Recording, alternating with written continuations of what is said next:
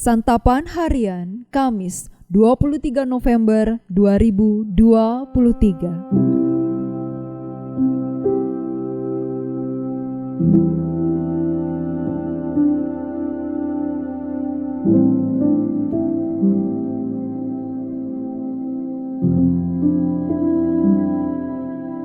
Inilah program Santapan Harian, sebuah program yang mengajak Anda menelusuri isi Alkitab, agar Anda menemukan makna firman Tuhan sesuai dengan konteksnya.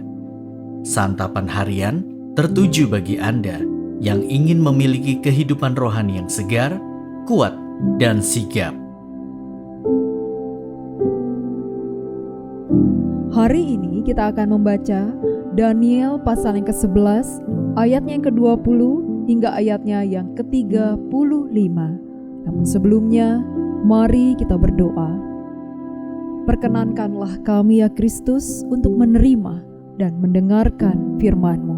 Di dalam nama-Mu, Yesus Kristus, kami memohon.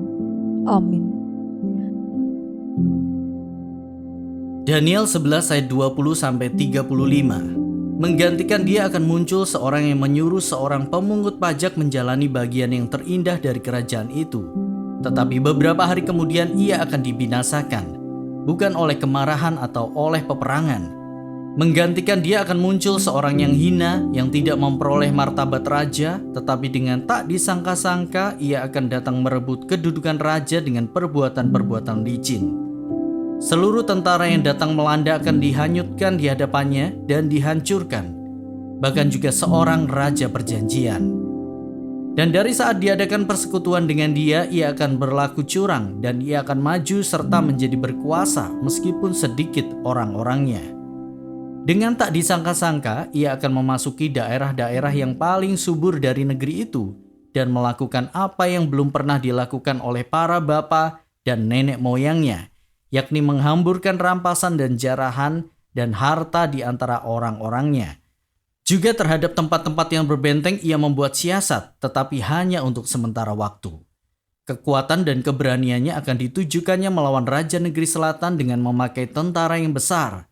Dan walaupun Raja Negeri Selatan itu akan bersiap untuk berperang dengan tentara yang amat besar dan kuat, ia tidak akan dapat bertahan, sebab akan diadakan siasat terhadap dia. Dan orang-orang yang makan dari santapannya akan meruntuhkannya. Tentaranya akan hanyut dan banyak orangnya yang tewas dibunuh. Dan kedua raja itu bermaksud jahat dan sedang mereka duduk bersama-sama pada satu meja, mereka akan saling membohongi. Tetapi hal itu tidak akan berhasil, sebab akhir zaman itu belum mencapai waktu yang ditetapkan. Kemudian ia akan pulang ke negerinya dengan banyak harta dan hatinya bermaksud menentang perjanjian kudus. Dan itu dilakukannya, lalu pulang ke negerinya. Pada waktu yang ditetapkan ia akan memasuki pula negeri selatan, tetapi kali yang kedua ini tidak akan sama dengan yang pertama.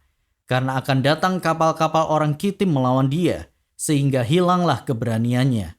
Lalu pulanglah ia dengan hati mendendam terhadap perjanjian kudus, dan ia akan bertindak. Setelah pulang kembali, ia akan menunjukkan perhatiannya kepada mereka yang meninggalkan perjanjian kudus. Tentaranya akan muncul. Mereka akan menajiskan tempat kudus, benteng itu, menghapuskan korban sehari-hari, dan menegakkan kekejian yang membinasakan. Dan orang-orang yang berlaku fasik terhadap perjanjian akan dibujuknya sampai murtad dengan kata-kata licin. Tetapi umat yang mengenal Allahnya akan tetap kuat dan akan bertindak. Dan orang-orang bijaksana di antara umat itu akan membuat banyak orang mengerti. Tetapi untuk beberapa waktu lamanya mereka akan jatuh oleh karena pedang dan api, oleh karena ditawan dan dirampas. Sementara jatuh mereka akan mendapat pertolongan sedikit, dan banyak orang akan menggabungkan diri kepada mereka secara berpura-pura. Sebagian dari orang-orang bijaksana itu akan jatuh, supaya dengan demikian diadakan pengujian, penyaringan, dan pemurnian di antara mereka, sampai pada akhir zaman. Sebab akhir zaman itu belum mencapai waktu yang telah ditetapkan.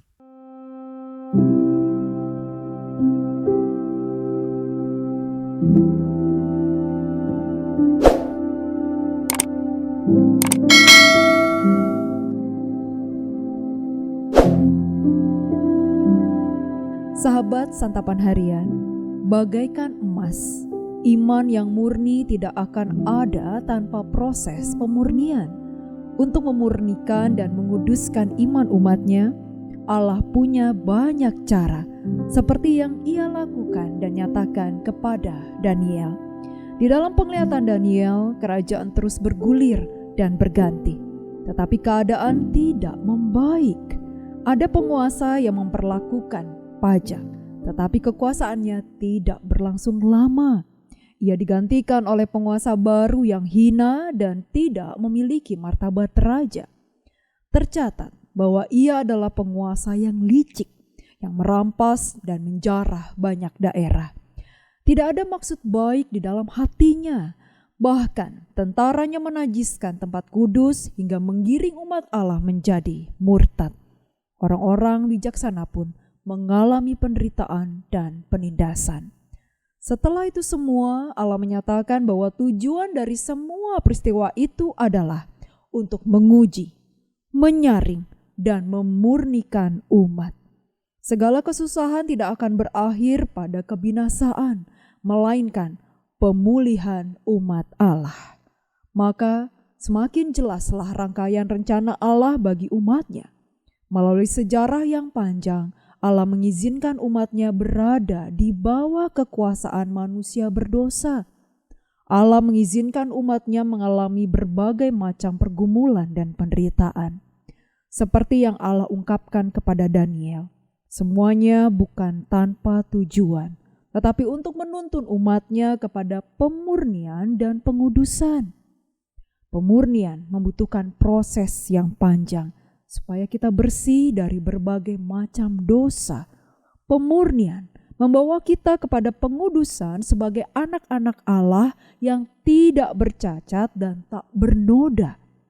Satu hal utama yang Allah inginkan adalah keselamatan umat yang dikasihinya. Apapun yang kita alami di sepanjang kehidupan kita, sesungguhnya itu bagian dari pemurnian yang dilakukan Allah bagi kita, umat yang dikasihinya. Allah ingin agar kita semakin serupa dengannya.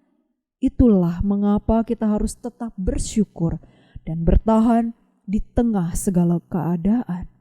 Kiranya Roh Kudus menolong dan menguatkan kita. Mari kita berdoa. Tuhan, tolonglah kami untuk percaya bahwa Engkau menyertai kami, bahkan di saat kami tak bisa melihat-Mu bekerja dalam hidup kami. Dalam setiap penderitaan, kami berserah pada tujuan-Mu. Dalam setiap pencobaan dalam hidup kami, pada akhirnya akan memunculkan emas dalam diri kami. Di dalam nama-Mu, Kristus Yesus, kami berserah. Amin.